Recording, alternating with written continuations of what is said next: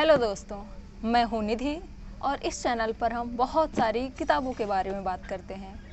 आज इसी श्रृंखला में हम लेकर आए हैं बाहुबली। अरे नहीं, बाहुबली मूवी नहीं, बाहुबली एक किताब है। बाहुबली आरंभ से पूर्व, और इसे लिखा है आनंद नीलकंठन जी ने। वैसे बाहुबली नाम सुनकर तो आपको मूवी की याद आई होगी, शिवगामी की याद आई होगी, कटप्पा की याद आई होगी और माहिष्मती साम्राज्य की भी याद आई होगी।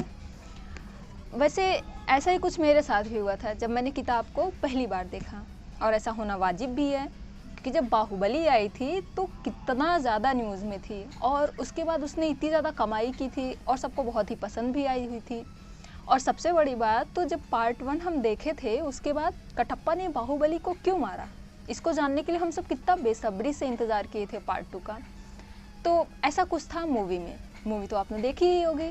हम बात करते हैं कुछ किताब की, बाहुबली किताब की बात करते हैं। तो इसमें सबसे पहले आएंगे किरदारों की बात करें तो इसमें बहुत सारे किरदार हैं और उन सब का अपना अपना महत्व भी है, लेकिन हो सकता है आपको उन्हें समझने में थोड़ा सा टाइम भी लगे।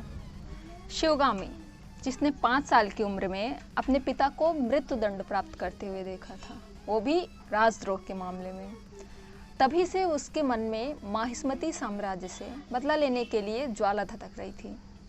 और दूसरा है वैतालिक साम्राज्य, जिन्हें लगता है कि उनकी पर्वत गौरी माँ का दोहन करके माहिष्मती साम्राज्य प्रतिदिन फल फूल रहा है और वो चाहते हैं कि माहिष्मती साम्राज्य से लड़ाई करके वो वापस से गौरी पर्वत को अपने हाथ में कर लें।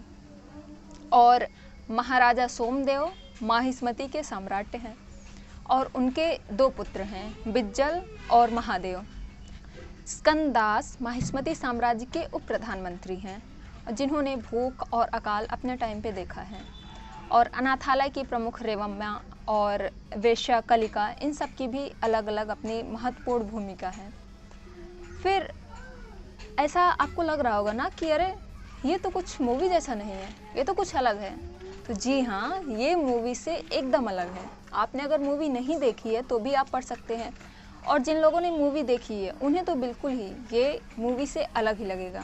और एक बात, अगर आप मूवी को ध्यान में रखकर पढ़ेंगे इस किताब को तो ये किताब आपको बहुत ही साधारण सी लगेगी और हो सकता है आपको थोड़ा मज़ा ना आए। पूरी कहानी गौरी पर्वत, उससे निकलने वाले पत्थर और उससे बनने वाली गौर धूल पर घूम रही, मतलब उस पर ही निर्भर करती है। सारे कैरेक्टर्स उसी के इर्द गिर्द घूम रहे हैं। और माहिष्मती साम्राज्य में हर किसी को एक दिन का इंतज़ार है, माघ माघ। ये बहुत ही बड़ा उत्सव है जो माहिष्मती साम्राज्य में मनाया जाता है। तो दिन तो एक है और उस दिन के इंतज़ार में बहुत सारे लोग हैं और सबके लक्ष्य भी अलग अलग हैं।